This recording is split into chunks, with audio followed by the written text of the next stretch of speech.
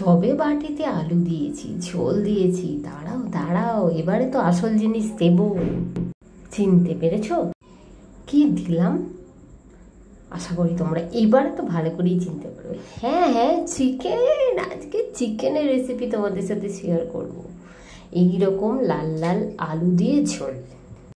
যে কোনো মুরগি রান্না এইভাবেই আমি শিখেছিলাম আমার মায়ের কাছে, তাই আর কি সেটাই তোমাদের সাথে আজকে শেয়ার করছি।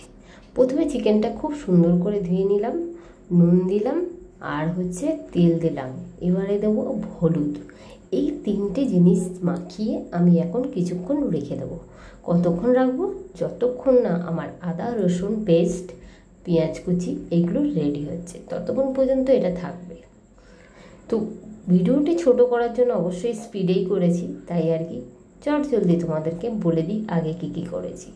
প্রথমে তেলটা দিয়েছি, তেলটা গরম হতে দিয়েছি, আলুটা ছাড়িয়ে নিয়েছি, আলুটা ছাড়িয়ে এখন আলুটা ভাজার জন্য ছেড়ে দিয়েছি। হ্যাঁ, একটু বেশি তেলেই রান্না করছি, কারণ আমার মা মেদিনীপুরের মা, তাই আর কি আমার মায়ের স্টাইলেই আজকে রান্না। মায়ের কাছে যা শিখেছি সেইভাবেই রান্না। দারুণ লাগে, কিন্তু দেশের চিকেন যারা খাও তারা তো জানোই দারুণ লাগে খেতে।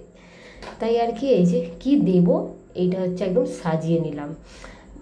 একটা গোটা পেঁয়াজ আর একটা হাফ পেঁয়াজ, রসুন, আদা আর শুকনো লঙ্কা, এই চারটে জিনিস কিন্তু লাগবেই। তো আলু ভাজা হয়ে যাওয়ার পরে হঠাৎ মনে পড়লো নুনটা দিতে ভুলে গেছি। আলুর ভেতরে নুনটা ঢুকলে খেতে কিন্তু ভালো লাগবে না, তাই আর কি নুনটা লাস্টেই দিলাম। দেখতে পাচ্ছ আলুটা বেশ সুন্দর কিন্তু ভাজা ভাজা হয়ে গেছে। কিছুক্ষণ নাড়ার পরে সঙ্গে সঙ্গে তুলে নিলাম। তো আলুটা তুলে নেওয়ার পরে কড়া তো পুরো ফাঁকা, যে তেলটা আছে ওই তেলটার মধ্যেই এবারে কি দেব, লাল হওয়ার জন্য, মানে যাতে মাংসর কালারটা লাল লাল হয় আর টেস্টটাও ভালো হয়, কিন্তু আমার যতদূর ধারণায় বলে। কারণ এইভাবেই কিন্তু আমি আগে চিনি তেজপাতা সবই দিয়ে দিচ্ছি, আর এখন একদম অল্প আঁচের মধ্যে তেলটা রেখেছি। আর দেখো কীরকম ফেনা উঠে গেছিলো, সেইটার মধ্যেই আমি দিয়ে দিলাম কিছুটা পেঁয়াজ। পুরো পেঁয়াজটা কিন্তু এখনও দিইনি, এই দেখো হাফ পেঁয়াজ কিন্তু এখনও রয়েছে। কিছুটা পেঁয়াজ মানে দেড়টা পেঁয়াজের মধ্যে হাফ দিয়েছি, সবটা কুচিয়ে নিয়ে হাফ দিয়েছি। দিয়ে ভালো করে নেড়ে নিচ্ছি। দেখছো পেঁয়াজের কালারটা দেখেই বুঝতে পেরে গেছো আশা করি যে কতটা টেস্ট হবে। এবারে কি দিলাম জানো, শুকনো লঙ্কা যে চারটে রেখেছিলাম সেই চারটে শুকনো লঙ্কা আর রসুন বাটা, দুটো জিনিস আমি একসাথেই বেটেছি।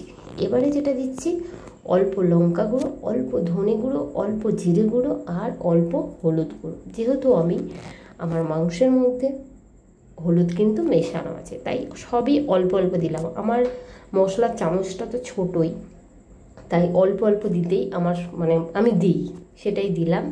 এবারে মাংসটা ছেড়ে দেওয়ার পালা। তো দেখো কিছুক্ষণ মাংসটা থেকে রেখে দিয়েছিলাম, কি সুন্দর একটা কি বলবো, দেখেই মনে হচ্ছে মাংসটা ভেতর দিয়ে হালকা হালকা নরম হয়ে গেছে।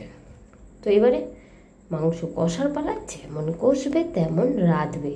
সত্যি এইভাবে একবার রান্না করে দেখো তোমরা, পুরো একদম দেশে মেদিনীপুরের স্টাইলে একদম সেন্টটা আসবেই আসবে। তো আর কি বলবো, আমার তো এখনই লোভ লাগছে রীতিমতো। তো সেই জন্য আমি ভাবলাম বন্ধুদের সাথে ভিডিওটা শেয়ার করি। আর এটা কি জানো, সব থেকে শেষে শেষ আমার গাছের যে গুলি টমেটো মিক্সিং করে রেখেছিলাম। গুলি টমেটো, রসুন আর কাঁচা লঙ্কা, এই তিনটে জিনিস মিক্সিং করে আমি ফ্রিজে রেখেছিলাম যাতে একটু বেশি দিন ধরে খেতে পারি। এর মধ্যে অবশ্য অল্প ভিনিগারও দেওয়া ছিল, নাহলে তো থাকবে না, তাই আর কি একটু ভিনিগারই ছিল। তো এখন ওই টমেটো পেস্ট, পেঁয়াজ আর আদা, যে পেঁয়াজটা বাকি ছিল সেই পেঁয়াজটাও দিলাম আর আদাটাও দিলাম।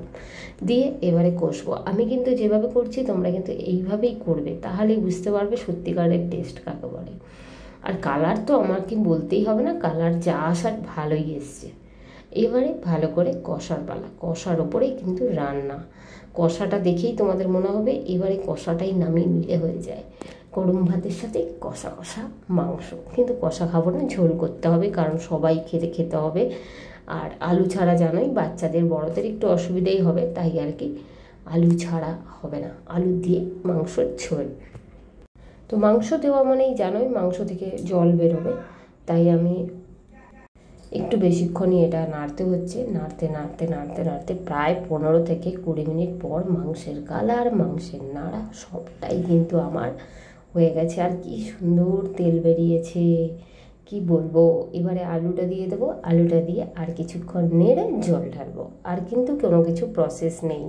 মোটামুটি এইভাবেই তোমরা যদি একবার ট্রাই করলেই বুঝতে পারবে, যেরকম মাংস নরম হবে সেরকম খেতেও লাগবে টেস্ট।